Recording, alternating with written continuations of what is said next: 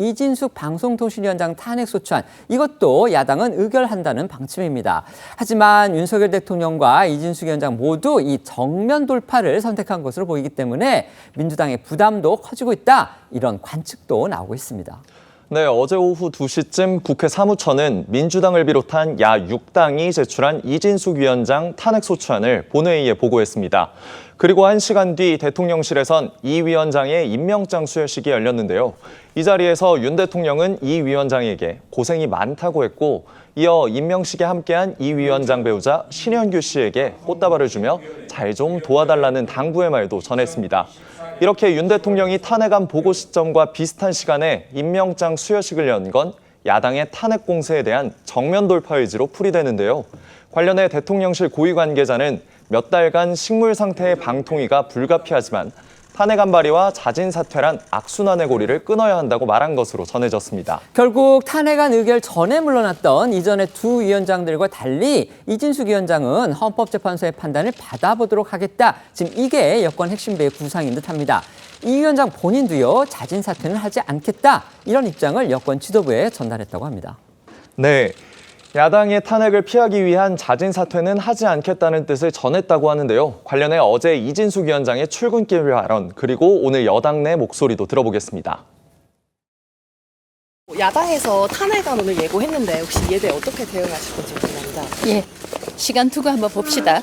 만으로 하루 만에 무슨 탄핵해서 파면을 시킬 정도의 중대한 사유가 있겠습니까? 애초에 말이 안 되는 거고, 방통위원장에 대해서는 지금 탄핵소추안 발의가 직무대행까지 포함해서 6번째예요.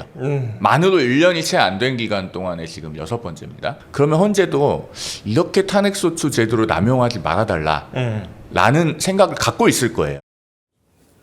실제 이 위원장이 직무정지 상태로 헌법재판소의 결정을 기다릴 경우 방통위는 아무 기능을 못하게 되겠지만, 그만큼 시간이 흐를수록 민주당의 이 정치적 부담도 점차 커질 거란 해석이 나오는데요.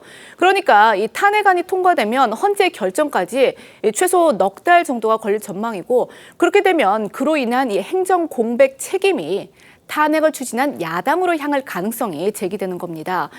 때문에 이 같은 야권인 개혁신당이 이 위원장 탄핵에 동참하지 않은 것도 결국은 이런 부담을 의식한 것으로 보이는데요.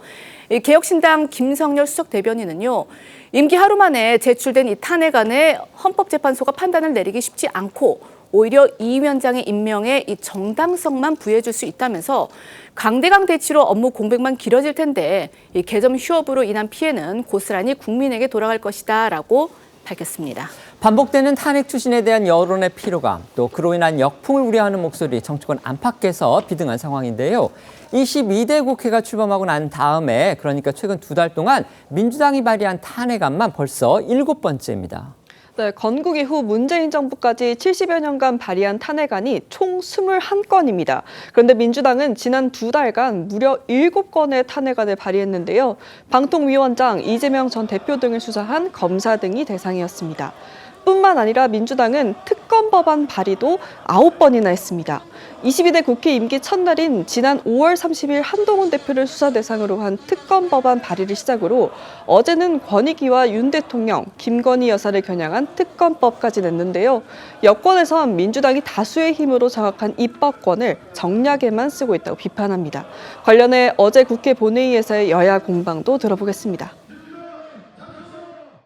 윤석열 정부 임기 2년을 간 넘은 시점에 국회에 접수된 탄핵 안건을 보니까요, 18건이 넘었습니다. 습관성 탄핵을 넘어 탄핵 중독 아닙니까? 또 지난 국회에서 폐기된 법안, 정부와 여당이 반대하는 법안, 무엇보다 국민이 원치 않는 법안을 도돌이표처럼 왜 계속 올리는 것입니까? 국민적 눈높이에 맞습니까? 오히려 저는 집권당에서 이런 후보 맞지 않다라고 오히려 견제를 해야 되는 거예요. 우리가 입법부 아닙니까? 탄핵안, 특검법 정말 난무하고 있다 이런 평가가 나옵니다. 물론 뭐 야당은 다 이유가 있다고 하죠. 탄핵 대상인 사람들은 다 법 어겼다고 하고요. 특검법과 관련해서 특검법을 낸 부분에 대해서는 검찰과 공수처가 제대로 수사 못하니까 결국 국회가 나서서 특검을 도입해야 한다. 지금 이렇게 주장을 하고 있지만 여권은 수긍하지 않고 있습니다. 이 도돌이표 상황 도대체 어떻게 끊어야 하는지 혹시 생각 있으십니까? 일단 뭐 저는 그렇게 생각합니다. 국정 운영의 책임이 누구한테 있는가? 의석이 민주당이 많다고 해서 입법부가 행정 권한을 가지고 있는 건 아니거든요. 그렇기 때문에 대통령께서 지금 국정 운영의 최고 책임자시고 집권 여당인 국민의힘이 또 집권 여당으로서의 책임이 있어요. 그러면 이제 문제의 실타래는 누가 풀어야 될지는 상식적으로 누구나 생각할 수 있습니다. 탄핵 중독 18번이라고 얘기를 했지만 거부권 중독도 얘기를 해야죠.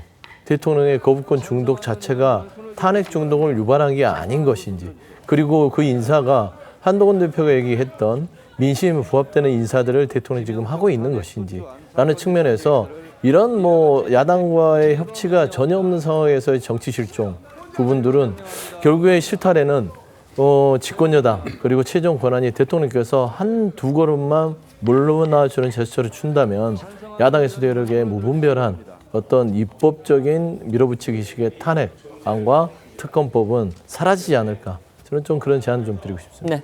탄핵과 특검이 남발하는 것도 문제지만 무엇을 대상으로 하는지도 문제예요. 탄핵 같은 경우에 가령 이재명 대표를 수사했던 검사 3명을 포함해서 4명, 또는 또 그 방통위원장들 4명, 그 직무대행까지. 그것은 결국 어떤 정치적 목적이 있다고 볼 수밖에 없는 것이고, 그리고 특검 대상도 마찬가지입니다. 특검 대상도 대통령의 배우자라든가 뭐 여당 대표 이렇게 하는 것이 좀 정치적 목적이 있다고 보는데, 그 이유가 뭐냐? 다른 이유보다는 우선 언뜻 생각할 수 있는 게 이재명 대표의 사법 위기를 떠올릴 수가 있어요. 떠올릴 수가 있는데, 그러면 조금 전에 말씀하셨다시피 그 어쨌든 간에 이게 거부권의 행사니까 거부권 중독이냐 이렇게 하는데, 결과적으로 이게 끝나려면은 이재명 대표의 사법 위기가 어느 정도 정리가 돼야지 끝난다고 저는 보거든요.